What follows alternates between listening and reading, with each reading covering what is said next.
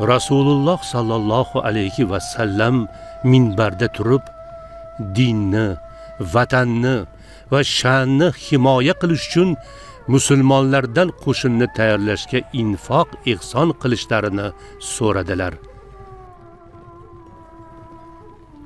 Usmon ibn Affon dedi: Taomi va quroli bilan jihozlangan 100 ta tuya ihson qilaman, ey Allohning rasuli.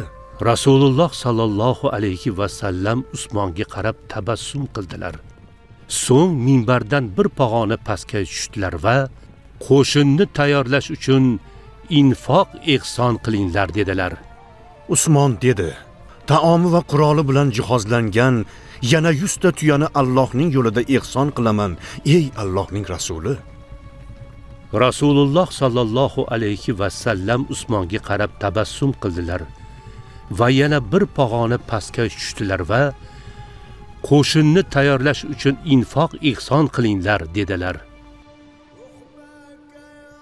Usmon dedi: Taomi va quroli bilan jihozlangan 300 ta tuyani Allohning yo'lida ihson qilaman, ey Allohning rasuli.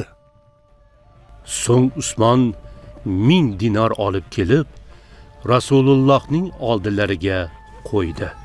Payg'ambarimiz tabassum qildilar va bugundan keyin Usmon nima qilsa ham unga qilgan ishi zarar bermaydi dedilar.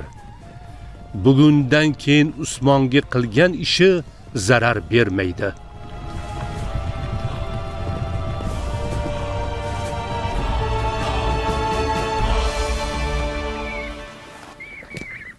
Assalomu alaykum ey Ummu Abdullah. Va alaykum assalom azizim. Rasulullohning ahvollari qanday, ey Amir? Rasululloh musulmonlardan rumliklarning hujumini qaytarish uchun qo'shinga infoq ihson qilishni so'radilar. Jonim va molim sizga fido bo'lsin, ey Rasululloh.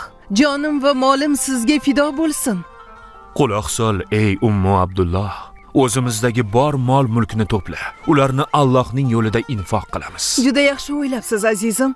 Ihsonlarning eng yaxshisi Allohning yo'lida qilingan infoqdir. Mana bir nechta kumush tangalar va bir necha ming dirham bor. Ularni Rasulullohning huzurlariga olib boring.